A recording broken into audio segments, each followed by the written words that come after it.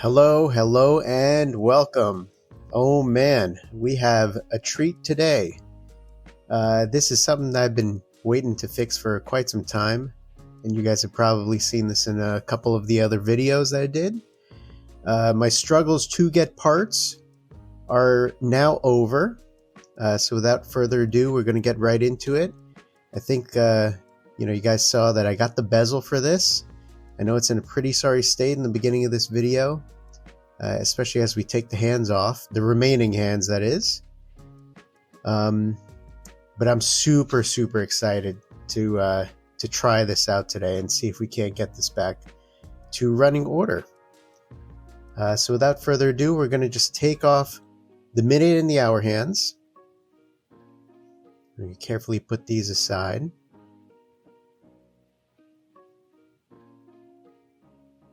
And this is going to be a pretty long video today. I mean, a lot of firsts for me. You guys are going to see me take my hand at a crystal press that I just bought.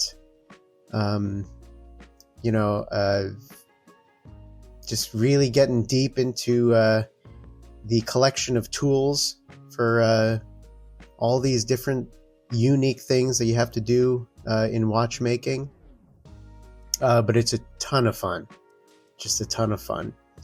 And just knowing that one tool is going to help out my journey of being the best watchmaker that I could be for the long term, and something that's going to last, I don't mind investing in it. So we're just going to take the dial screws off over here and release the dial. Definitely want to protect this, although it's pretty damaged the way it is. I'm going to take off the hour wheel and the canyon pinion on this watch. You can see I'm playing with it already, because I noticed even when the watch was slowly ticking, the hands weren't moving. And a part of me thought, oh well, that could be due to the hacking feature. Absolutely not. That just means that it's a loose cannon pinion. So we'll show in another video how we tackle that. But for now, we're going to keep that out, because that's a whole nother game and a whole nother set of tools that one has to invest in to correct that issue. But I think it'll be fun on the side to show you guys how to correct that issue. So we're going to take the balance out and a really hard screw all around on all of these. I'm just showing you how tough the first screw on the balance is over here to get out. I'll probably spare you from seeing that on a lot of the other screws, but every single screw was so tight in this caliber.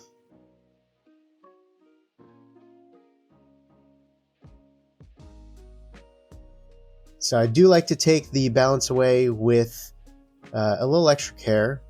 I like to use an oiler to remove it, if you saw that. Now we're going to take the seconds hand out.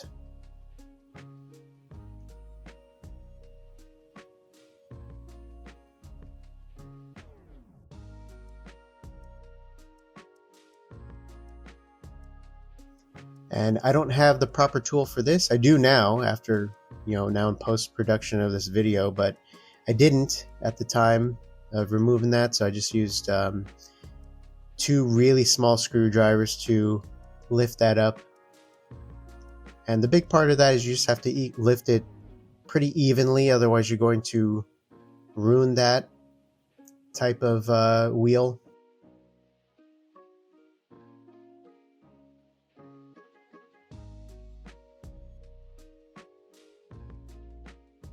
Now we're just taking the pallet fork out, and I left this in the video. You can see that screw just kind of jumped away from us, It's like, where the hell did that even go? You can't even see it. It's so funny. So, the disassembly continues so we can get to that screw. We take the pallet fork out.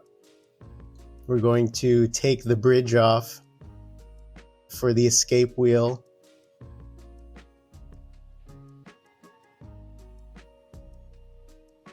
And in a second here, you'll see, oh, there's that screw. So funny. Just jumped all over the place. I've never seen that happen, by the way. I know I'm pretty careless with all these screws and tiny parts, but going inside the movement, that's a fun one. So now we're just taking out the rest that was under this bridge, and we're going to start on the ratchet wheel. Again, extremely tight, and so was the reverse screw, rather.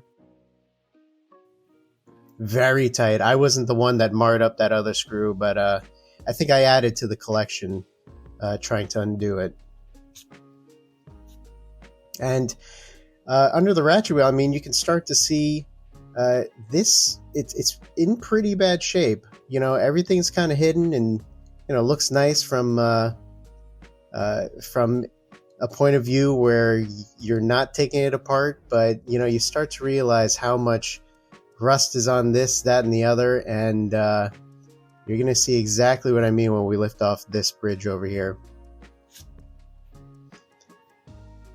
And we've got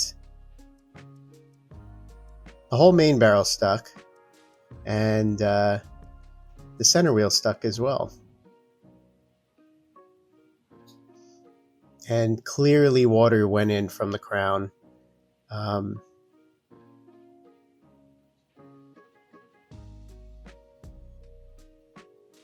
Finally, we get the mainspring barrel out. And this one took some tender love and care to get out, but you could see how rusted that center wheel was to the main plate. Not great.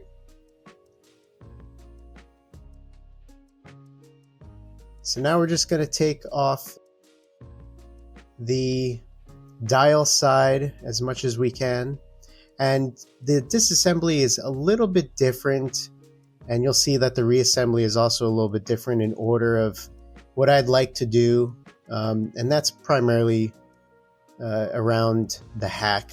You'll see on the assembly, I like to put back all this stuff that I'm taking out over here pretty much as quick as possible. And it's really just because the hack is going to stop the balance from moving.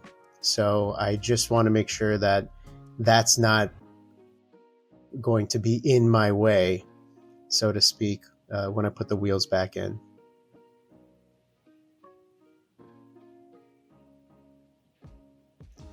So this spring comes out over here, and so is the yoke and all that. One thing I did have a little bit of trouble with was getting this intermittent wheel away from this top side. And I just decided to save it to the end. Even me knocking it over, I mean, I couldn't even tap out. I think it was a little bit kind of stuck in there with a little bit of rust.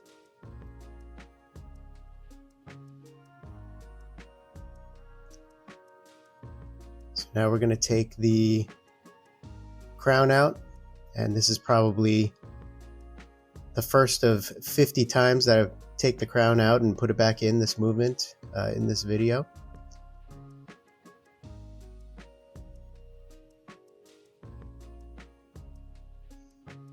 Now you can see how everything else kind of starts to fall out once the crown is out.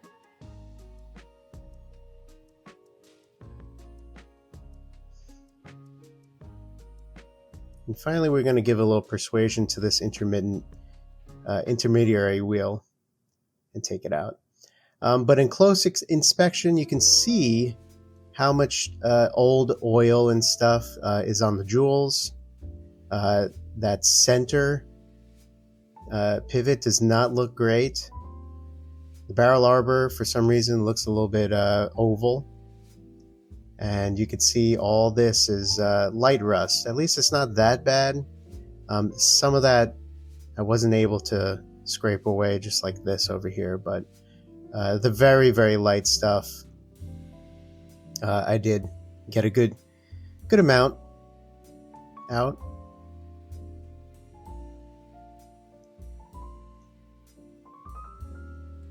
And on the dial side, it doesn't look too much better. Rust on the dial side. Some weird hair in the middle over there. Not mine.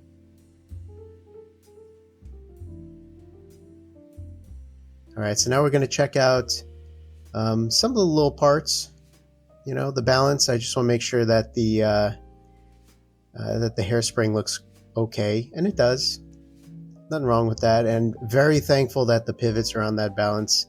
A 539 balance is not the most fun to replace, especially monetarily.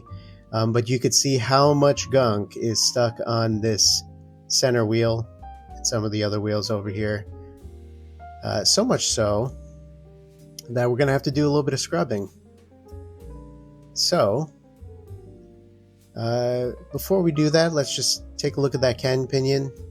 And I know from the naked eye it doesn't look like anything's wrong here, but one side is folded in and the other side is not really indented. It's just a loose cannon pinion. And oh gosh, look at this. Oof. That's just as messy as my room at my parents' house, I think. All right, so now we're just going to scrub in some 99% alcohol. And I don't show everything. I mean, I could have gone on for hours. To put this whole back together and take it apart and put it back together was probably an entire day. It was at least 6 hours. So me deep scrubbing and going over all these parts, and you know, it was a big part of it. And this mainspring, not the best shape. It's all we have. So we're going to use it again. You really shouldn't. This is something that I'm going to replace at another time. For today, I just want to see if I can get the watch working. And then we'll go in and probably do a second video on this where we really change that, change the cannon pinion, stuff like that. So fiberglass pen inside the 99%.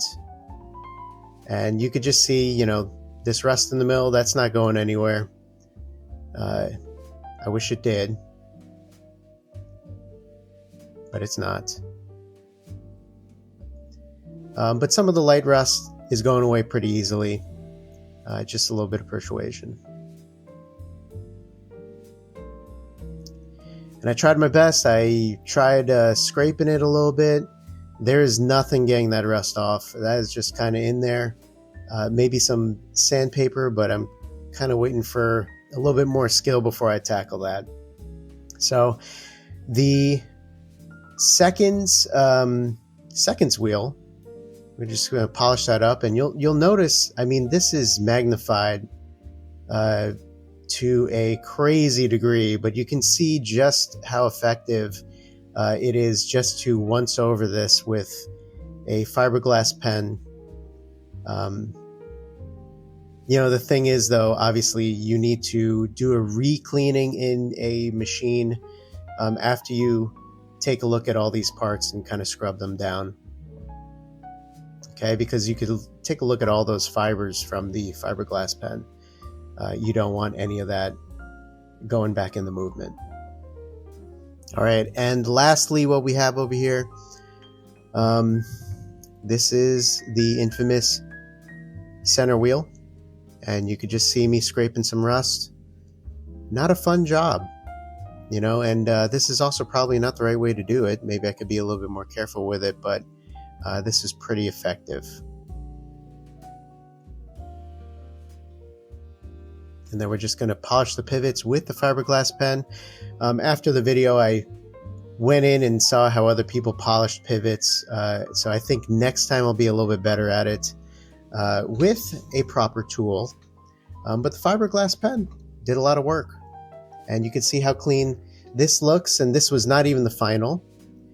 Before going over it all over again. And then we're already back to reassemble. So we got the barrel all together. And we're just going to put in the train of wheels. And this one really stumped me. You kind of have to do the center wheel last. And sometimes you have to put the center wheel in first. I think a key takeaway is if the center wheel is on the bottom or not, you know.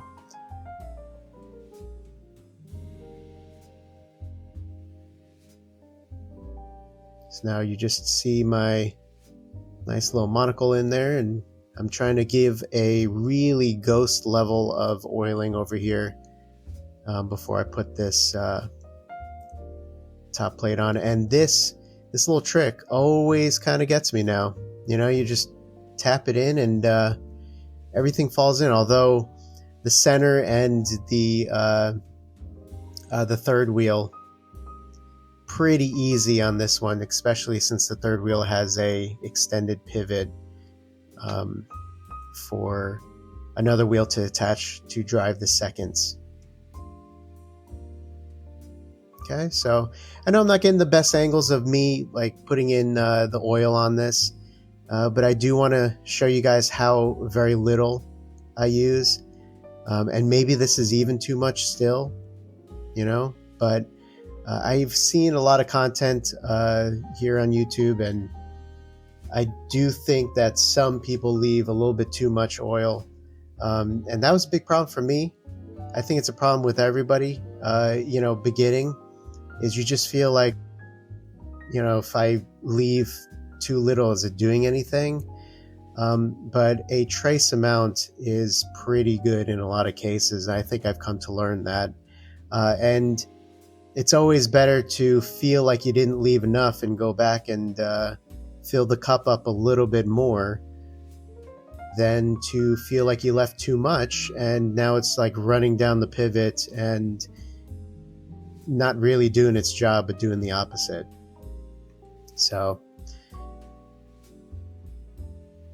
and I think when I began off, I also just put 90-10 on everything, and you know, thought you could kind of get away with one oil, but I think I get the importance now of like 1300 versus 90-10 and the areas that you should use that in. You know, basically, if it's a very, very fast running thing, it's going to be 90-10. And if it's not, it's a little bit slower, it's going to be the 1300.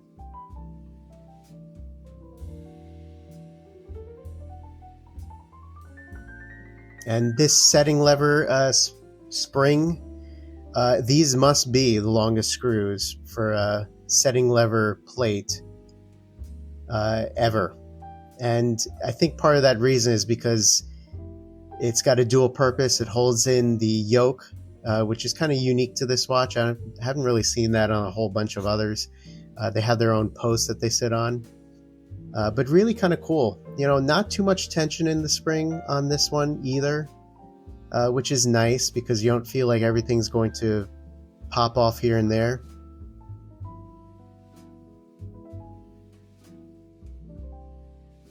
But getting the spring in was not the easiest. The spring underneath I'm talking about.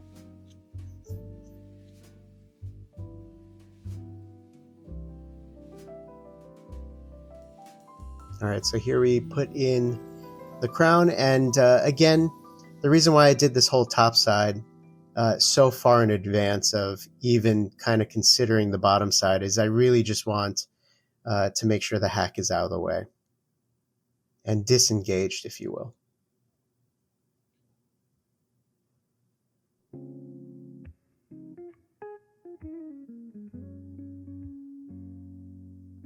All right, so we're going to flip the movement over. We're going to work back on the train of wheels and continue that. Again, the dial side of this is pretty much complete, which is really weird to say this early in the process. Usually I put the train in and, you know, kind of have that all going. So escape wheel first, then the second wheel.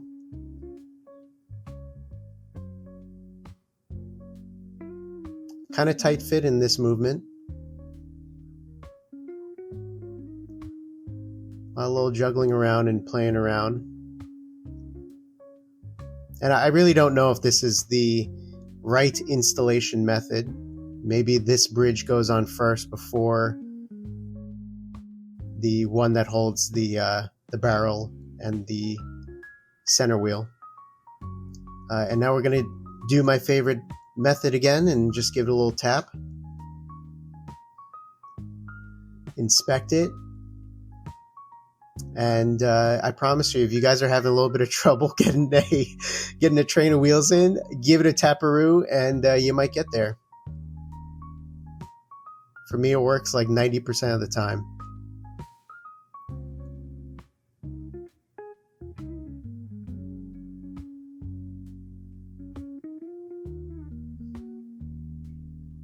Just tightening the bridge down. And beautiful. All right, so this is super hard, as everybody says, to show on camera.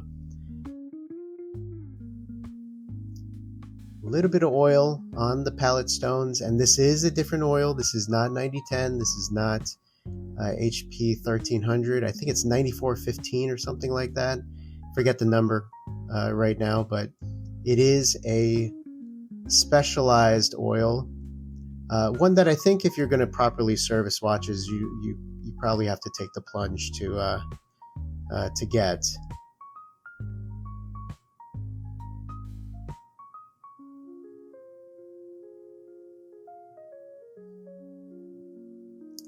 And this could be a little bit easy to get in or a little bit hard depending on the movement. This one just happened to flow in pretty easily. It's kind of lined up really nice. You always want to make sure that the pivot is through the top before you fully screw down. That is probably one of the most delicate parts besides the balance. Okay, so now I'm just going to take an oiler and just test this. It springs back and forth just as it should, just as if it would if there was a balance in there. And now we're going to put the balance in. And let's see if it goes. Drum roll, please. Oh yeah, and right away, low amplitude, that's not a problem. Kicking it up and seeing it swing back and forth, that is pretty good to me, especially since I didn't really put a wind into this yet, and there's no oil.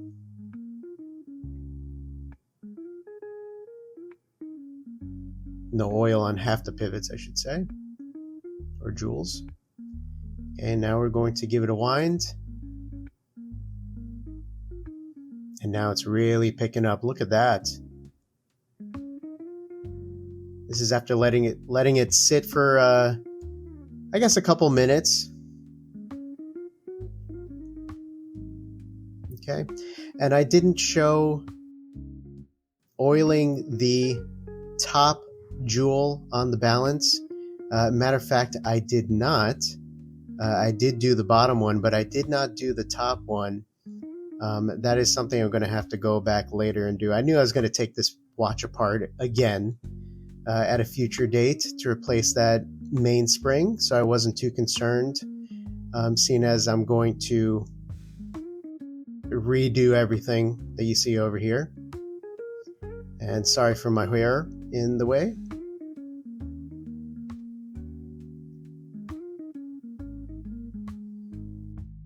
But really, for that balance not being entirely clean with the top jewel, it's actually got pretty good amplitude. I think it was running at like 230 when I measured it, which is pretty fantastic for something that is 80 years old.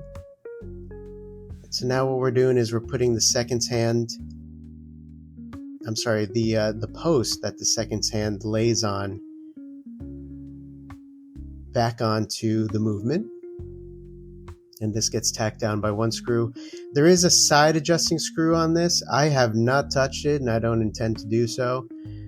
It is just to give pressure to that seconds hand.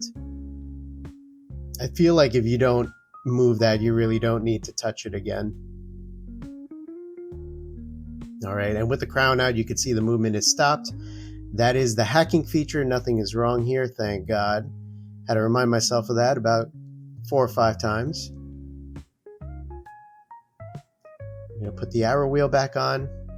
And again, the cannon pinion is in here. It is a loose cannon pinion, so we are going to have to take a look at that at a future date. But I will handle that with the proper tools. I'm not going to mess with that one today. All right, and from a donor movement, I took the seconds hand. This is the original hours hand, and we are going to put back the original minute hand. But we are going to steal a seconds hand, so just know that.